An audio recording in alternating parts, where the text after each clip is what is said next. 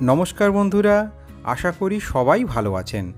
বন্ধুরা, আপনারা যদি ট্রেনের চাকা ভালোভাবে লক্ষ্য করেন তাহলে দেখবেন ট্রেনের চাকা অনেকটা শঙ্কু আকৃতির, গোলাকার বা নলাকার নয়। ট্রেনের চাকাকে একটা কৌণিক শেপ করা হয়েছে। এই চাকার মধ্যে এক বিস্ময়কর ইঞ্জিনিয়ারিং শিল্প আছে।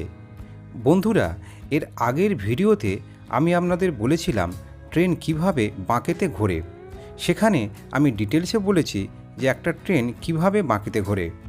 আজকের ভিডিওতে শুধু আমরা জানব ট্রেনের চাকা শঙ্কু আকৃতির না হয়ে যদি গোলাকার বা নলাকার হয় তাহলে কি অসুবিধা হতো।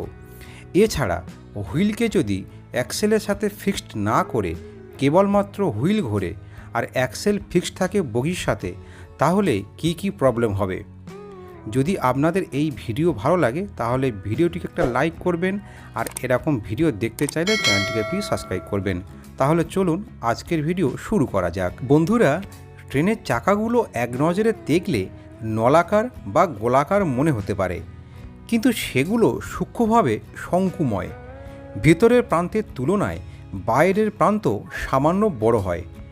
এই নকশাটি অত্যন্ত গুরুত্বপূর্ণ, কারণ একটা ট্রেন যখন বাঁকে ঘোরে তখন চাকাগুলো স্লাইড করতে পারে, কিন্তু শঙ্কু আকৃতির হওয়ার কারণে বাইরের চাকার পরিধি বড় হয় এটি ভিতরের চাকার চেয়ে বেশি দূরত্ব অতিক্রম করে। এইভাবে ভারসাম্য বজায় রাখে এবং লাইনচ্যুত হওয়া থেকে প্রতিরোধ করে। কনিক্যাল শেপের কারণে রেডিয়াস কম বেশি হয়, আর রেডিয়াস কম বেশির কারণে একটা চাকা কম দূরত্ব অতিক্রম করে আর অন্য চাকা বেশি দূরত্ব অতিক্রম করে, যার কারণে ট্রেন ট্র্যাকের বাঁকা অংশে টার্ন করতে পারে। এখন জানা যাক এই হুইল কনিক্যাল না রেখে যদি সিলিন্ড্রিক্যাল বা সার্কেল রাখা হয় তাহলে কি ঘটবে। আর হুইল একটা অ্যাক্সেলের সাথে ফিক্সড থাকে। যদি হুইলকে অ্যাক্সেলের সাথে ফিক্সড না করে কেবলমাত্র হুইল ঘোরে আর অ্যাক্সেল ফিক্সড থাকে বগির সাথে, তাহলে কী প্রবলেম হবে। বন্ধুরা, ট্রেনের চাকাকে যদি কনিক্যাল না করে সিলিন্ড্রিক্যাল বা সার্কেল করা হয় আর এই শেপে যদি ট্র্যাকে রাখা হয় তাহলে দেখুন কি ঘটবে। যখনই এটা ট্র্যাকে চলবে অটোমেটিকভাবে এর রেডিয়াস কম বা বেশি হবে না, যার জন্য কার্ভে এসে আটকে যাবে, আগে আর যেতে পারবে না, ট্র্যাক থেকে ছিটকে পড়ে যাবে। এখন আপনারা বুঝতে পারছেন কেন ট্রেনের হুইল কনিক্যাল শেপে করা হয়। এখন 2 নম্বর প্রশ্ন হলো, হুইল কনিক্যাল শেপের তৈরি করার পর অ্যাক্সেলের সাথে কেন ফিক্সড করা হয়।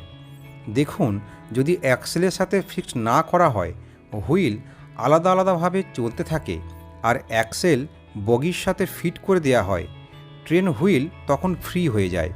এই অবস্থায় যদি হুইল ট্র্যাকে চলে তাহলে দেখুন কি ঘটে। এটা ট্র্যাকে রাখা হলেও কোনো মতে ট্র্যাকে অ্যাডজাস্ট হবে না, স্লিপ খেয়ে গিয়ে তৎক্ষণাৎ ডিরেল হয়ে যাবে। এখনই বুঝতে পারছেন হুইলকে কেন অ্যাক্সেলের সাথে ফিক্সড করা হয়। হুইলকে কনিক্যাল শেপ করে অ্যাক্সেলের সাথে ফিক্সড করে ট্র্যাকে রাখলে হুইলের রেডিয়াস অটোমেটিকভাবে বেড়ে বা কমে গিয়ে কার্ভের কাছে এসে ট্রেন টার্ন করতে পারে। এই কারণে ট্রেনের হুইল কনিক্যালে করে অ্যাক্সেলের সাথে ফিক্সড করা হয়। আশা করি বন্ধুরা আপনারা বুঝতে পেরেছেন কেন ট্রেনের চাকাকে একটা কনিক্যাল শেপে করা হয়, সিলিন্ড্রিক্যাল বা সার্কেল কেন করা হয় না। এছাড়া ট্রেনের হুইলকে কেন অ্যাক্সেলের সাথে ফিক্সড করা হয়, এটা আপনারা ভালোভাবে বুঝতে পেরেছেন। যদি এই ভিডিও আপনাদের ভালো লাগে তাহলে ভিডিওটিকে একটা লাইক করবেন, আর এরকম ভিডিও দেখতে চাইলে চ্যানেলটিকে প্লিজ সাবস্ক্রাইব করবেন। ধন্যবাদ।